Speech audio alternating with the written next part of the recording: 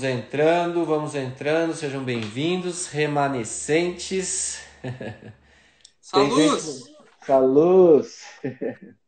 Boa tarde a Beleza? todos. Rapaz, você tá chique hoje. Hoje eu tô. O dia mais casual que eu tô hoje, você tá É mais que tá chique, cara. frio. Verdade. Bem-vindo, Jonathan. Valeu. Você pode abaixar um pouquinho mais seu coisa para sua cabeça ficar mais para cima, assim? Aí, fechou. Legal. Senão parece que você tá se afogando, assim. Tá certo. Querido Jonathan, queridos remanescentes. Jonathan, hoje o título é A Última Colheita. A Última Colheita. Rapaz, esse título aí Uhum. promete. Que Deus te abençoe, que Deus te Amém. ilumine. Amém. Bom, como de costume, quero saudar a todos com a paz de Cristo e pedir que nós façamos uma oração juntos aí. Vamos fechar nossos olhos então. Santo e bendito Deus, nosso Pai Celestial, em nome de Jesus Cristo, nós viemos a Ti, confiantes na Tua graça, confiantes no Teu poder para salvar. E louvamos-te, ó Pai, pela grande oportunidade de, mesmo à distância, estarmos a compartilhar a Tua palavra, aprendermos juntos, e que o Senhor seja o nosso professor, que o Senhor venha com Teu Espírito aplicar as palavras da verdade por obra em nossas vidas, e que nós possamos assim render-te louvores, graças, e saber que o Senhor é Deus e que fora de Ti não há nenhum outro semelhante. Ó Amém. Pai, nos entregamos em Tuas mãos, suplicamos o perdão dos nossos pecados, que possamos estar aqui a fazer um exame dos nossos corações diante do Senhor. É em nome de Jesus que nós oramos, agradecidos. Amém, Senhor Deus. Ok, muito bem, vamos lá. Hoje nós vamos então, como o Raul disse, o título da mensagem, do estudo aqui é A Última Colheita. Muito bem.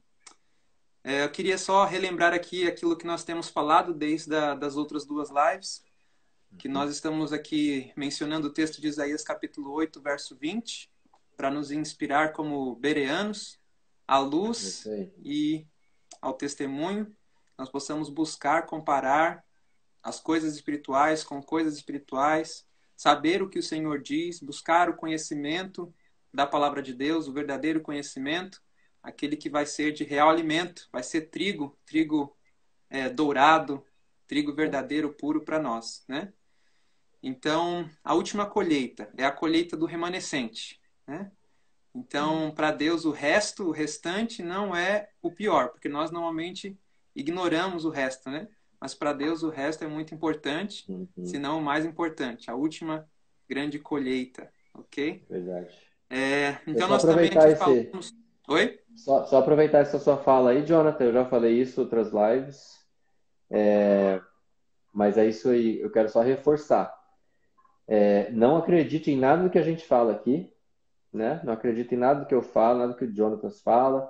Não acredite em nada do que você ouve por aí. Pode até ser do seu pastor, pode ser até de algum líder.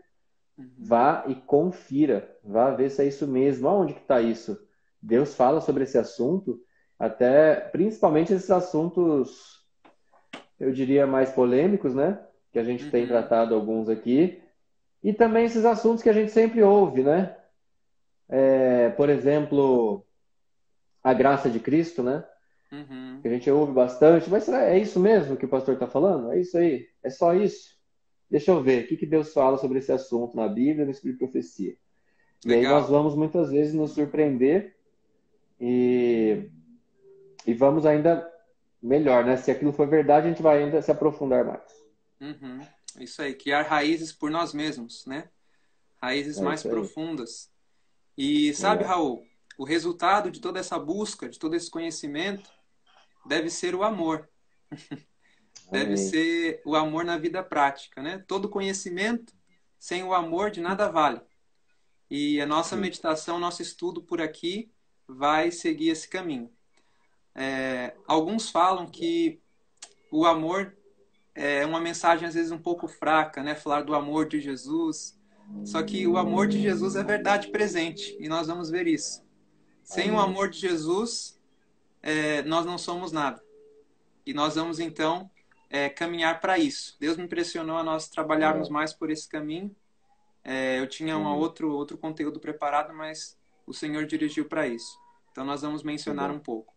Antes de nós adentrarmos aqui na mensagem, eu queria só dizer para aqueles que estão aí acompanhando que eu estou orando por vocês, orando Amém. pelo Raul aí, dirigindo as lives, que peço que orem também por mim, que possamos estar em oração uns pelos outros, pois estamos aí conectados na grande família de Deus, mesmo à distância, né? Amém. E outra É. coisa também é que se vocês quiserem as referências, os materiais que nós comentamos aqui, eu vou deixar o meu contato aqui na live e aí vocês podem me solicitar o PDF, eu mando ali com todas as referências, ok? E aí vocês podem ter as fontes e pesquisar por vocês mesmos. Hoje nós vamos usar a Bíblia. Então, se você estiver com a sua Bíblia aí em casa, ainda é um privilégio para nós termos as Escrituras. Eu estou caminho aqui. Nós vamos aí abrir alguns versos para nós entendermos um assunto muito importante na palavra de Deus, que tem a ver com essa última colheita.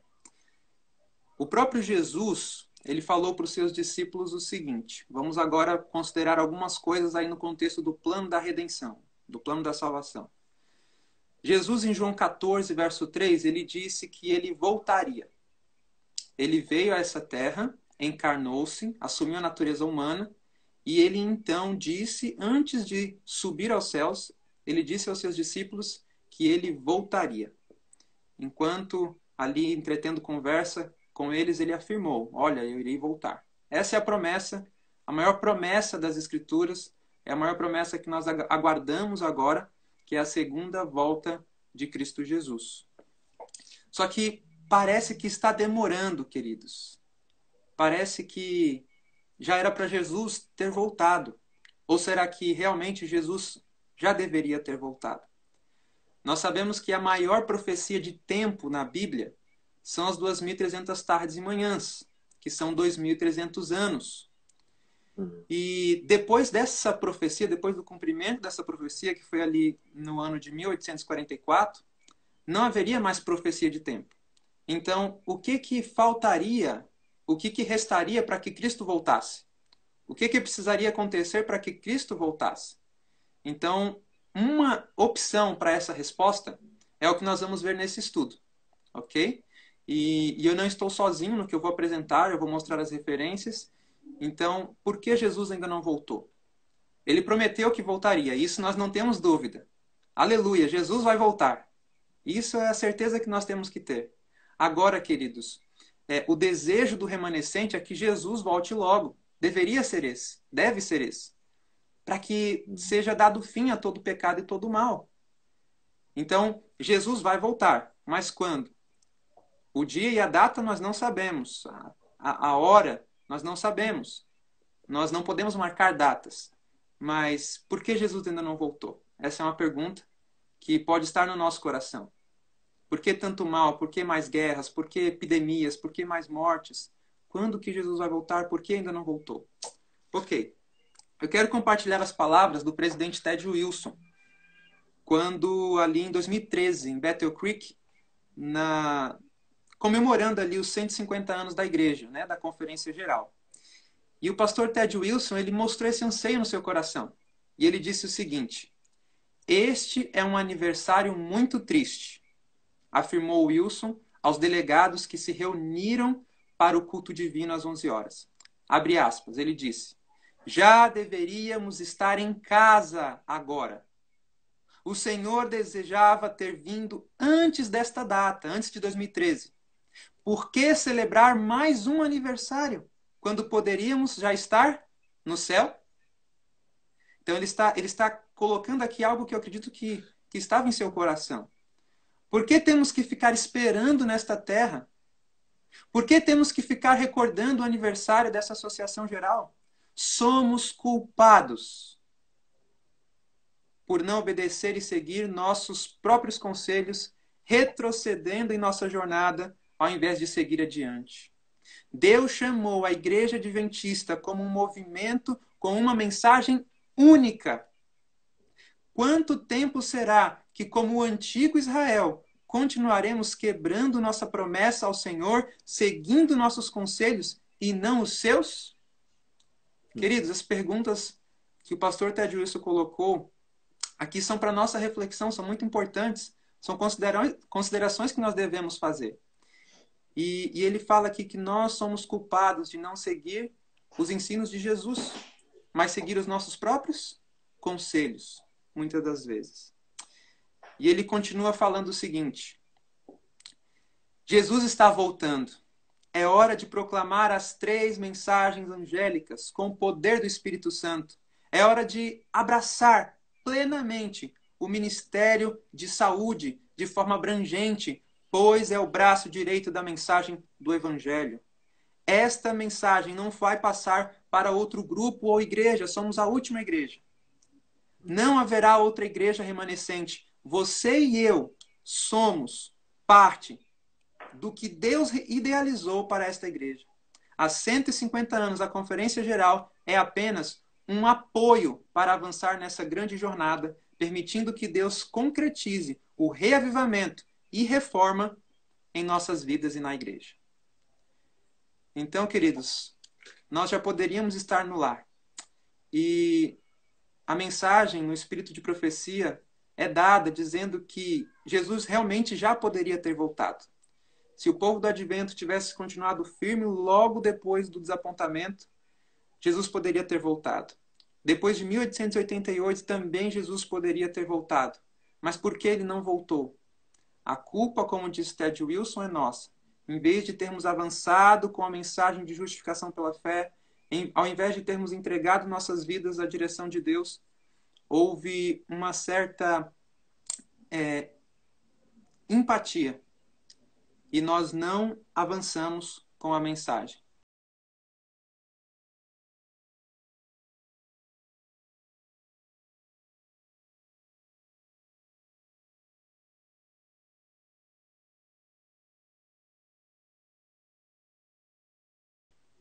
Então, que Deus tenha misericórdia de nós e que nós possamos estar nos preparando a cada dia.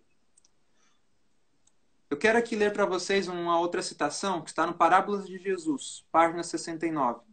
E aqui eu vejo essa resposta para a pergunta por que Jesus ainda não voltou.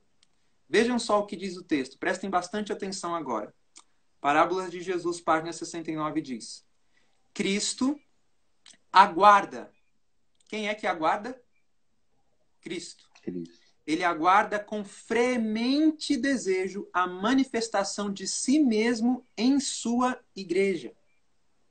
Quando o caráter de Cristo se reproduzir perfeitamente em seu povo, então virá para reclamá-los como seus. Aleluia. Cristo então aguarda. Mas não somos nós que aguardamos a volta de Jesus? Mas Cristo também aguarda. Cristo aguarda. E o que ele aguarda? A manifestação de si mesmo na sua igreja. Para reproduzir o quê? Perfeitamente o caráter de Jesus. Então ele vem para nos levar para o celeiro celestial. Então vamos entender o que está acontecendo aqui. Jesus, ele é a semente da mulher. Ele é o pão do céu. E ele veio, ele foi plantado aqui na terra e ele morreu. E isso acontece com uma semente. Eu não sei quantos já plantaram aqui sementes, grãos de feijão, mas a semente ela morre para que possa aparecer uma nova planta, um novo broto, que será uma nova planta. E Cristo fez isso. Ele veio, ele foi plantado aqui nessa terra, no pátio, e ele morreu. Só que ele ressuscitou, uma nova vida. Cristo ressuscitou.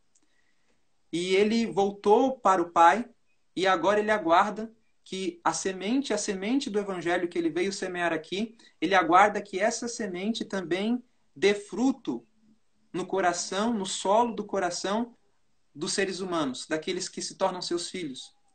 E aí ele espera o fruto, para que ele, como sumo agricultor, possa vir e fazer essa última colheita e levar o trigo precioso para o céu, e o joio vai ficar para ser queimado. Então, é um resumo do plano da salvação. Mas eu pergunto, será que isso está na Bíblia? Será que esse princípio, esse texto, falando aqui que Cristo aguarda, né? Parábolas de Jesus 69, Cristo aguarda, será que isso está na Bíblia? O primeiro texto que a gente vai ler então da Bíblia é Tiago, capítulo 5, verso 7. Se você quiser abrir aí a sua Bíblia, Tiago, capítulo 5, verso 7. E diz assim, Tiago 5, 7. Sede, pois, irmãos, pacientes até a vinda do Senhor. Então nós temos que ser pacientes, esperar com paciência. Agora ele continua. Eis que o lavrador, quem é o lavrador? É o Pai, é Jesus.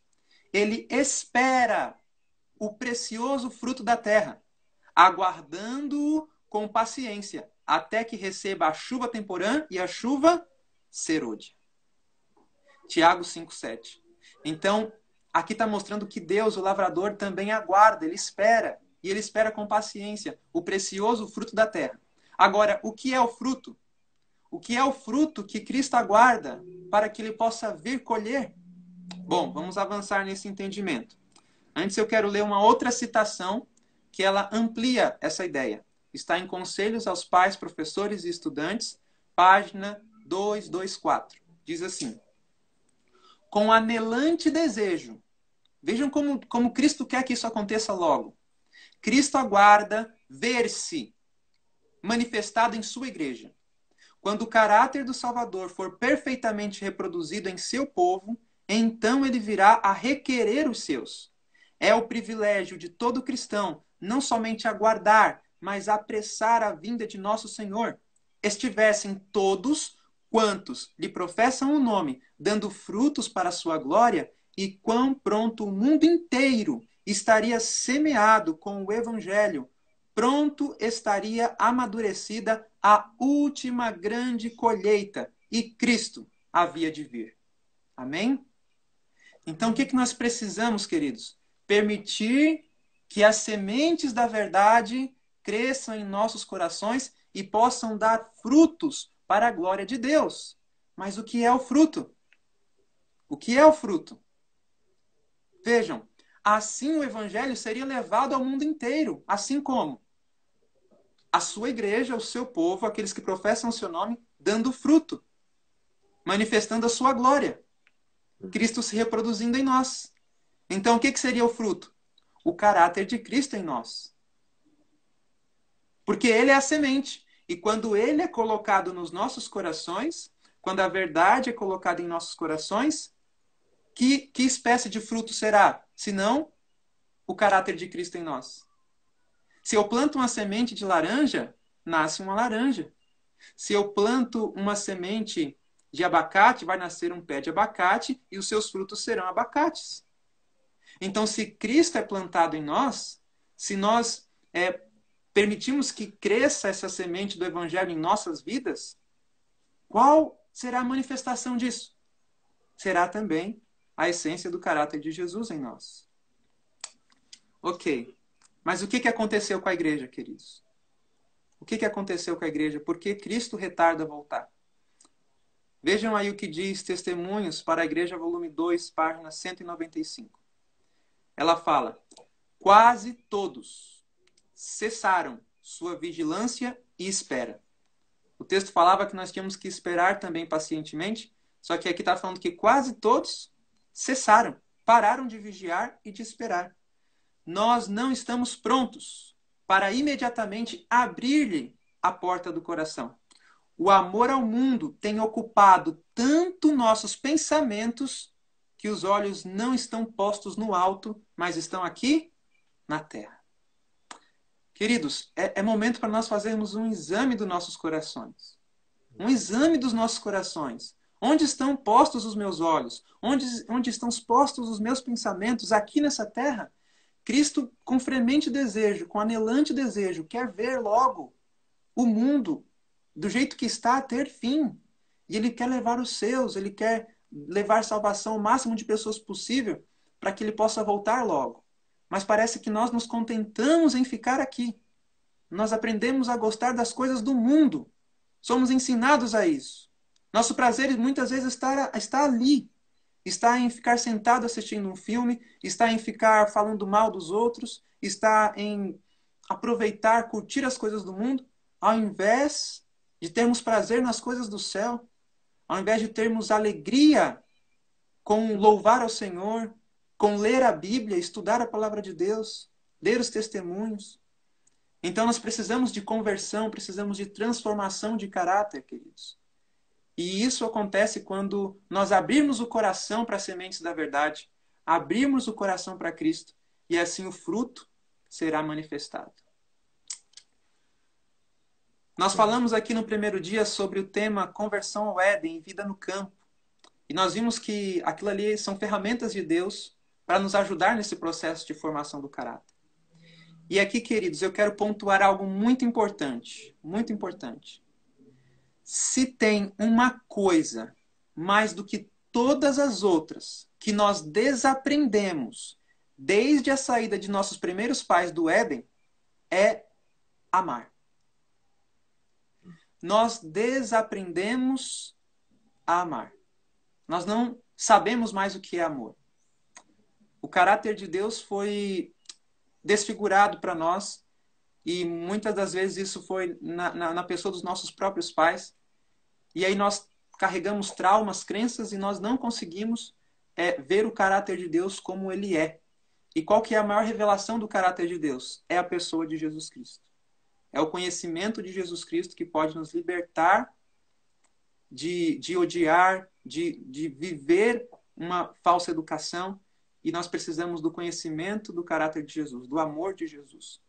Porque nós desaprendemos a amar. Nossos relacionamentos são muitas vezes egoístas, são por interesse. O orgulho muitas vezes prevalece, a rivalidade. Falamos mal dos outros. Nós somos egoístas, invejosos, avarentos. E nós precisamos aprender a amar. E Deus quer que nós aprendamos a isso. O texto de Mateus 24 foi uma profecia de Jesus. Ele disse que por se multiplicar a iniquidade, o que aconteceria? O amor de muitos iria se esfriar. E sabe o que a Ellen White comenta desse texto? Que isso não é para o mundo. Ela fala que isso é na igreja. Ela fala que isso é entre os adventistas do sétimo dia. A iniquidade ia se multiplicar entre os adventistas do sétimo dia, de tal maneira que o amor iria se esfriar de muitos dos adventistas do sétimo dia. Queridos, Deus quer que nós aprendamos a amar. Mas o que significa amar? Eu quero ler um texto com vocês aqui. Apocalipse 3:21. Vocês conhecem bem Apocalipse 3:21. É para Laodiceia. E lá diz assim, ó, no final, Jesus diz: ao que vencer, lhe considerei que se assente comigo no meu trono, assim como eu venci, e me assentei com meu Pai no seu trono. Queridos, o que significa vencer como Cristo venceu? O que significa isso? Vamos deixar que o próprio Jesus nos diga.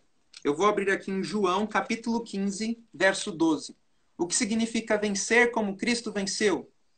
Vamos ler então João 15, verso 12. O próprio Jesus vai nos responder. E eu quero que você, ao ler esse texto, você então responda para você mesmo, antes de eu falar. O que significa vencer como Cristo venceu? Porque a promessa para se assentar com Cristo no trono da glória é nós vencermos como ele venceu. Então eu preciso saber o que é vencer como Cristo venceu. Olhem aí a João capítulo 15, verso 12. Amém? Encontraram? Diz assim, ó. O meu mandamento é este, aqui Jesus está falando. Que vos ameis uns aos outros assim como eu vos amei. Que coisa tremenda, queridos. Então, o que significa vencer como Cristo venceu? Significa amar como Cristo amou. E como que Cristo amou, queridos? Como que Cristo amou?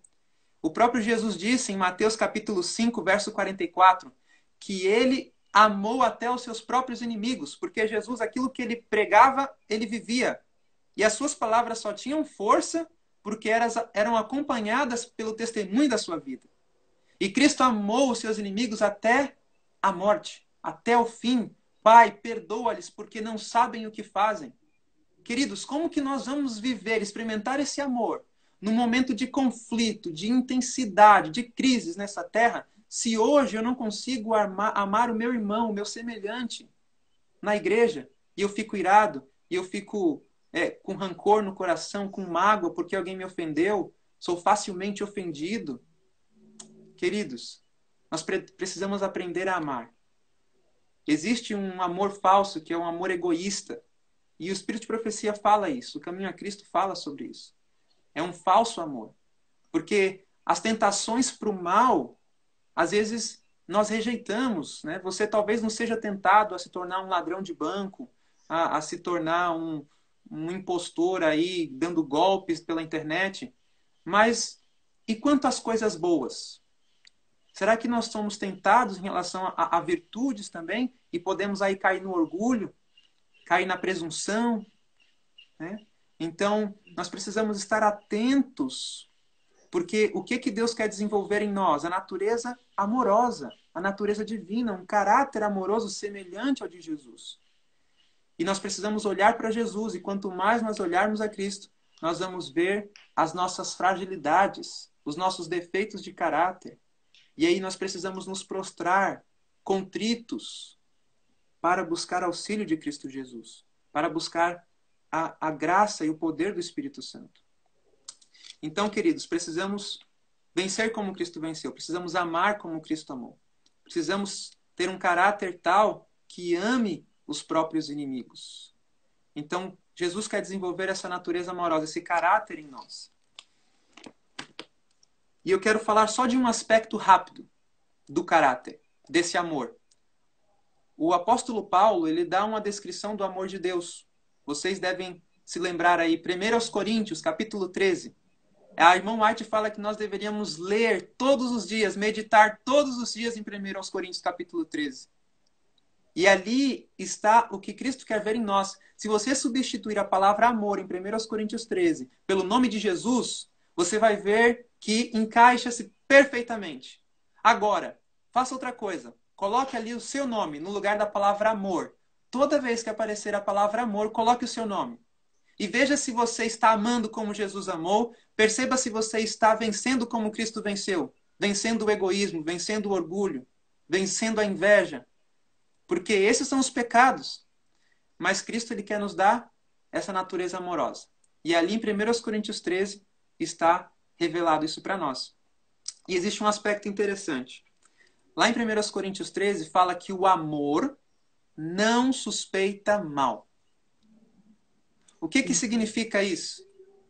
Eu quero só colocar um exemplo aqui para vocês. Lembram-se de José e os seus irmãos? José, quando estava numa posição alta ali dentro do Egito, os seus irmãos, vendo que José poderia se vingar de seus irmãos, eles então pensaram mal de José, eles suspeitaram mal de José, só que José naquele momento ele chora. Porque José, ele vivia a natureza amorosa. E José não iria se vingar de seus irmãos. Uhum. Mas os irmãos de José naquele momento julgaram o caráter de José baseado no seu próprio caráter. Eles não estavam vivendo o amor de Cristo. Então eles suspeitaram mal de José. E sabe, queridos, muitos dos pecados, muitos dos conflitos, das dissensões, das contendas na igreja, na família, é porque nós suspeitamos mal do outro. É porque nós achamos que o outro tem segundas intenções, é porque nós desconfiamos do outro, achando que ele só falou aquilo porque ele quer alguma coisa de mim. E nós andamos suspeitando mal. Passa uma pessoa do nosso lado, nós já achamos que ela vai nos roubar, ou que ela tem ali desejo de nos fazer mal. E nós andamos suspeitando mal das pessoas, uns dos outros, né? Às vezes o marido faz um elogio, a esposa ela já se arma achando que aquilo ali tem outro propósito. Então suspeitar mal é algo muito grave na igreja, no seio da família, da sociedade como um todo. Então, queridos, nós precisamos avaliar as coisas como ela é em verdade, não ir além dos fatos. Não ir além dos fatos. mas muitas vezes nós nos arriscamos a ir além dos fatos, né? E ainda assim temos que atribuir as melhores intenções. E a gente pode aprender isso com os anjos. Vocês sabem que até a cruz de Cristo, os anjos do céu, que ficaram no céu, atribuíam ainda boas intenções a Satanás?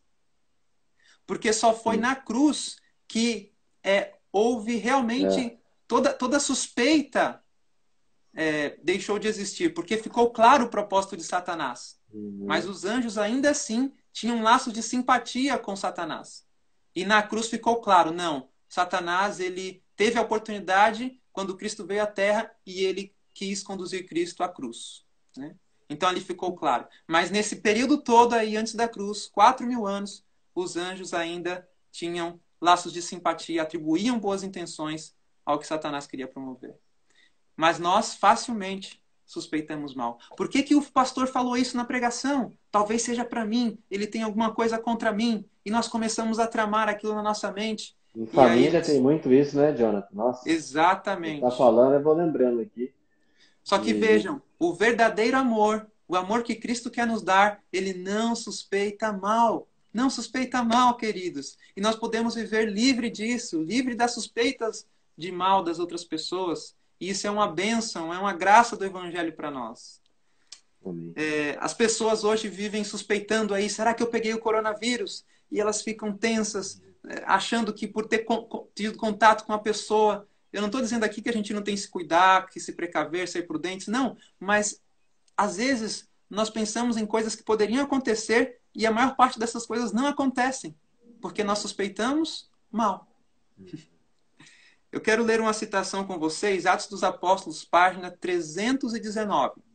Atos dos Apóstolos 319. Diz assim: amor igual ao de Cristo atribui a mais favorável das intenções aos motivos e atos dos outros. Não expõe desnecessariamente suas faltas. E como nós fazemos isso? Como nós ficamos expondo as faltas dos outros? Queridos, isso é desnecessário. Não houve, continua o texto, não houve com avidez relatórios desfavoráveis, mas antes procura trazer à mente as boas qualidades de outros. Se você pensar em falar de alguém, ao invés de falar algo ruim, fale algo bom daquela pessoa. Traga algo bom à sua memória. Peça para que o Espírito Santo traga algo bom à sua memória, né? E alguns gostam de ouvir aqueles relatórios desfavoráveis, aconteceu isso, aquilo, estamos ávidos por isso. Não, queridos, precisamos falar mais de Jesus, falar mais do amor de Jesus, da graça de Jesus, da misericórdia, da justiça de Cristo. É isso que precisamos falar mais. Um outro texto diz assim, queridos. Atos dos Apóstolos 549. Olha que texto forte agora, prestem atenção no que vocês vão ouvir. Não é a oposição do mundo o que mais ameaça a Igreja de Cristo, mas é o mal abrigado no coração dos crentes que acarreta suas mais graves derrotas e mais seguramente retarda o progresso da causa de Deus. Não há maneira mais certa de debilitar a espiritualidade que acariciar a inveja, a suspeita, a crítica e as vis desconfianças. Queridos, o que entrava o avanço, o progresso da causa de Deus? Mais do que qualquer outra coisa. É o mal abrigado em nossos corações. É o suspeitar mal abrigado em nossos corações. Precisamos nos libertar disso, queridos, pela graça de Jesus. Precisamos contemplar esse amor, vencer como Cristo venceu, amar como Cristo amou. E esse é o nosso desafio aqui, aprendermos a amar. Porque nós desaprendemos. E às vezes até alguns atos que nós achamos que é amor, podem não ser. Porque nós não sabemos mais do que amar. Né? Nós podemos pensar aí numa mãe condescendente com seu filho. Lembram-se de Eli? Como que qual foi a experiência de Eli? Uma experiência amarga com seus filhos. Ele condescendia com os seus filhos. Ele via o erro na vida dos seus filhos, mas ele não os repreendeu. Ele não trouxe a palavra de Deus ali diante deles. E hoje nós temos visto, às vezes, pais que eles deixam os seus filhos seguir os desejos dos seus corações, não repreendem, não instruem e dão tudo o que os filhos querem. Isso não é amor, queridos. Dar tudo o que os filhos querem não é amor, porque se um filho é governado por sua própria natureza, ele vai querer as coisas más, porque a nossa natureza é inclinada para o mal. E os pais precisam estar ali. Dar tudo o que os filhos querem não é amor. Mas alguns acham que é. Porque desaprendemos a amar. Queridos, isso tem desdobramentos vários na nossa vida, em todos os aspectos. Aprender a amar como Cristo amou. Amém. Vamos avançar agora para uma parte que vai esclarecer mais esse assunto ainda. Que é o próprio princípio da ceifa, para explicar a volta de Jesus. Né? Nós encontramos esse princípio na Bíblia, mas ele é explanado ali pelo pastor Mark Phelan e pelo pastor Herbert Douglas. Deve estar explanado em outros livros, mas eu conheço esses dois. Um livro chama-se O Reavivamento Prometido, do pastor Mark Phelan, publicado pela Casa. Os melhores livros que eu já li, cara. É um livro muito É bom. Muito bom, é muito bom. Muito bom. E um outro livro é o livro do pastor Herbert Douglas, Porque Jesus Ainda Não Voltou, onde ele também se aplica a dizer sobre esse princípio, o princípio da ceifa. Pois bem, qual que é o texto base na Bíblia para entender esse princípio? Abram aí comigo em Marcos, capítulo 4. Vamos estudar a Bíblia, vamos folhear a Bíblia, a partir do verso 28 até o verso 29. Diz assim, ó, Marcos 4, 28 e 29. Jesus aqui está falando uma parábola. Porque a terra por si mesma frutifica. Primeiro a erva, depois a espiga, por último o grão cheio na espiga. E quando já o fruto se mostra, mete-se-lhe logo a foice, porque está chegada a ceifa. Que interessante, queridos. Então Jesus está falando de um processo. E esse processo aqui é o processo da salvação. Ok? Então, primeiro, Jesus disse, frutifica, aparece a erva, depois a erva cresce, aparece a espiga, e depois o grão enche na espiga, e aí quando o fruto se mostra maduro, recebeu as últimas chuvas, agora mete-se a foice, e está pronto para a colheita, ok? Está pronto para a colheita, é chegada a ceifa. E o que é a ceifa? Jesus também explicou isso em outra parábola. Quer ver? Não precisa abrir, eu vou mencionar aqui para você, para nós ganharmos tempo. Mateus capítulo 13, verso 39. Jesus fala o que é a ceifa. Ele diz assim, ó, o inimigo que o semeou, no contexto o joio, é o diabo. E a ceifa é o fim do mundo. E os ceifeiros são os anjos. Então, olha que interessante. O que é a ceifa? É o fim do mundo. E isso acontece quando o fruto está maduro, quando os grãos estão cheios na espiga, quando a salvação foi operada na vida dos seus filhos, quando eles agora deram fruto. E o que é o fruto? É o caráter de Cristo. Ok, nós conseguimos ver isso em vários textos da Bíblia e também em Apocalipse. Vamos lá. Apocalipse, capítulo 14, não precisa abrir, mas em Apocalipse 14, no capítulo inteiro, alguém está pedindo a referência de Mateus, né? É Mateus 13, verso 39. Mateus 13, 39. E o nome dos livros, Jonathan, já que você mencionou O ele? nome dos livros é O Reavivamento Prometido, do pastor Mark Phelan, tem na casa, e o do pastor Herbert Douglas, que é Porque Jesus Ainda Não Voltou. Eu tenho esse livro comigo, quem quiser, tá? Só falar comigo. Então, Apocalipse 14. Qual que é o contexto ali do capítulo? Do verso 1 ao 5, nós temos os mensageiros. Ok? Os mensageiros. Do verso 6 ao 12, nós temos a mensagem. E dos versos 14 ao 16, nós temos o resultado da mensagem ter sido dada. E agora abram aí comigo em Apocalipse 14, verso 14. Qual que foi o resultado? Em que palavras o resultado dos mensageiros terem pregado a mensagem? E olhei, e eis uma nuvem branca, e assentado sobre a nuvem, um semelhante ao Filho do Homem, que tinha sobre a sua cabeça uma coroa de ouro, e na sua mão uma foice aguda. Então Jesus tinha na sua mão uma foice aguda. E ele fala da foice em Marcos em que momento?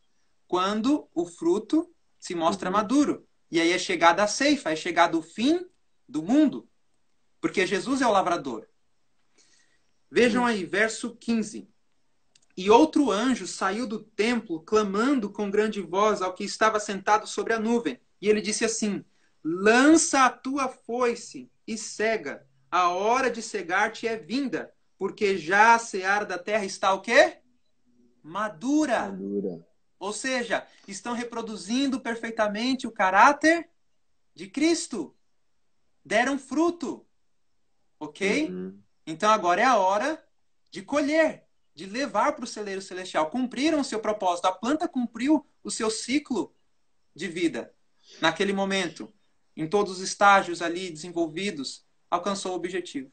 Cristo alcançou o seu objetivo. Né? Ok. Porque todo esse trabalho, queridos, é de Cristo. Ele é o lavrador. É Ele quem prepara e faz tudo. Ele prepara o solo, Ele lança a semente, Ele manda a chuva, que é o Espírito Santo, Ele é o sol da justiça. Ele faz tudo. Nós só precisamos abrir o coração e falar: Senhor, usa-me, sou teu. O Senhor me redimiu. E aí a nossa vida será um cheiro de graça. Ok. Vamos avançar aí. Esse fruto que é dado, queridos, esse fruto que Cristo vai vir colher, ele é visto numa profecia em Apocalipse capítulo 18. Abram aí comigo em Apocalipse 18. E agora a gente vai ampliar o nosso entendimento. Apocalipse capítulo 18. A Bíblia vai ampliar para nós. Apocalipse capítulo 18, verso 1. Apocalipse 18, verso 1. Amém? O que está acontecendo aqui em Apocalipse capítulo 18, verso 1? Os mensageiros estavam preparados, a mensagem foi dada, e nós vimos qual foi o resultado. E a irmã White fala que as 3 mensagens angélicas, elas são pregadas nesses últimos dias, só que a terceira mensagem, ela se avoluma num alto clamor. E esse alto clamor é descrito em Apocalipse capítulo 18, verso 1. E o que é o alto clamor? Um forte pregão sob o poder maravilhoso, tremendo do Espírito Santo. Vamos ver então, Apocalipse 18, verso 1. Vamos ter luz sobre isso, avançando aí com o princípio da ceifa, a última colheita. Diz assim, ó, Apocalipse 18, verso 1. E depois destas coisas vi descer do céu outro anjo que tinha grande poder, que foi conferido pelo Espírito Santo. E a terra foi o quê, queridos? Iluminada com a sua glória, com a glória de Deus. Que profecia tremenda! Será fantástico ver os resultados disso, queridos. Porque o nome de Deus vai ser honrado. Ok, o que seria a terra ser iluminada com a glória de Deus? Nós sabemos que no livro do Apocalipse, isso foi dito aqui, nós sabemos que no livro do Apocalipse, todos os livros da Bíblia se encontram e se cumprem. Então deve vir aqui à nossa mente uma pergunta. Em que momento essa profecia foi apresentada, apareceu na Bíblia pela primeira vez? Vocês já pararam para pensar nisso? Quando que pela primeira vez essa profecia, essa promessa foi dada na Bíblia? Nós sabemos que desde Gênesis 3,15 essa profecia foi dada, de que Jesus esmagaria a cabeça da serpente por meio do seu povo. Só que descrita quase que com as mesmas palavras de Apocalipse 18. De onde que João tirou essa profecia? Vamos descobrir então? Vamos avançar então. Abram aí em Números, capítulo 14. Voltem aí no Antigo Testamento. Nós precisamos ter paciência no estudo das Escrituras para nós termos uma visão mais ampla, geral, do que Deus quer nos falar. E aí nós vamos usar esse método, comparando texto contexto. Um texto lançando luz sobre o outro. Então vamos lá, Números, livro de Números, capítulo 14. Qual que é o contexto aqui do livro de Números, capítulo 14? Vamos ver, vamos ver. Números, capítulo 14. Isso é muito importante, queridos. Números, capítulo 14. Quando que pela primeira vez a profecia de Apocalipse 18, verso 1, apareceu na Bíblia, descrita ali com as mesmas palavras, muito parecidas, muito semelhantes. Nós temos aqui um contexto de decisão, que é um contexto também que se aplica a nós, um contexto de decisão. Escolher a quem adorar, escolher a quem servir, escolher em quem confiar. Ok, Apocalipse 18, nós vamos ver a profecia aqui em Números 14. E nós vamos ler aí, queridos, a partir do verso 19. Qual que é o contexto aqui? Nós temos aí os espias que foram enviados para espiar a terra de Canaã. Nós sabemos que dos 12 espias, 10 deram um mau relatório. Eles não viram possibilidades de tomar aquela terra. Mas apenas 2, vejam, a minoria, apenas 2 acreditaram no poder de Deus para dar a vitória. Acreditaram que Deus iria estar à frente, que Deus seria o general e iria derrotar os inimigos por eles. Só 2 confiaram nessa promessa. E aí Deus deu uma profecia naquele contexto. Deus deu uma promessa também naquele contexto. E essa promessa é a que se cumpre em Apocalipse 18. Porque todos os heróis da fé de Hebreus 11 morreram sem ver o ápice, que é a volta de Jesus. Eles ansiavam por isso também. E por isso que nós, em certo sentido, vamos aperfeiçoá-los. Porque eles, na luz que tinham, creram.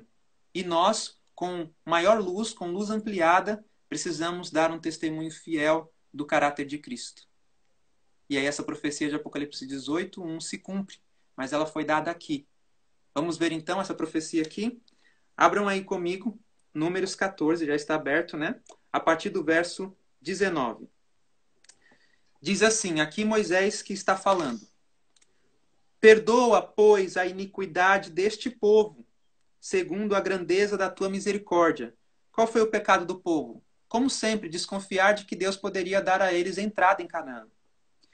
E como também perdoaste a este povo desde a terra do Egito até aqui, até aquele momento. Estavam prestes a entrar. Deus queria dar a vitória para eles, mas eles não avançaram naquele momento. Agora vamos continuar. Verso 20. E disse o Senhor, conforme a tua palavra lhe perdoei. Então, Deus foi gracioso. Deus foi misericordioso. Agora vejam aí o verso 21. Agora é Deus que está falando e ele vai dar uma promessa, vai dar uma profecia. E diz assim, verso 21.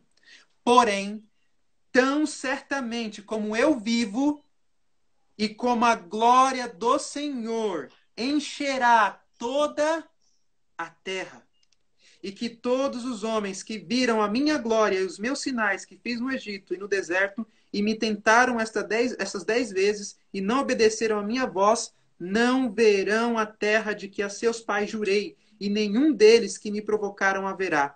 Porém, o meu servo Caleb, porquanto nele houve outro espírito, e perseverou. Aqui está a perseverança dos santos, os que guardam os mandamentos de Deus e têm a fé de Jesus. Houve um outro espírito em Caleb, não de incredulidade, mas de força, crendo em Deus, crendo em Deus, de fé, um espírito de fé, de perseverança. E aqui fala, Deus está falando, eu o levarei à terra em que entrou, e a sua descendência a possuirá em herança. Queridos, que promessa tremenda. Vocês perceberam a semelhança com as palavras de Apocalipse, capítulo 18? Deus disse assim, como a glória do Senhor encherá toda a terra. É toda a terra sendo iluminada com a glória de Deus. E sabe que interessante, queridos? Que Ellen White faz um paralelo com Josué e Caleb e Alonso T. Jones e Wagner no contexto da Conferência de Minneapolis em 1888, quando logo depois Jesus poderia ter voltado e eles poderiam ter entrado na Canaã celestial.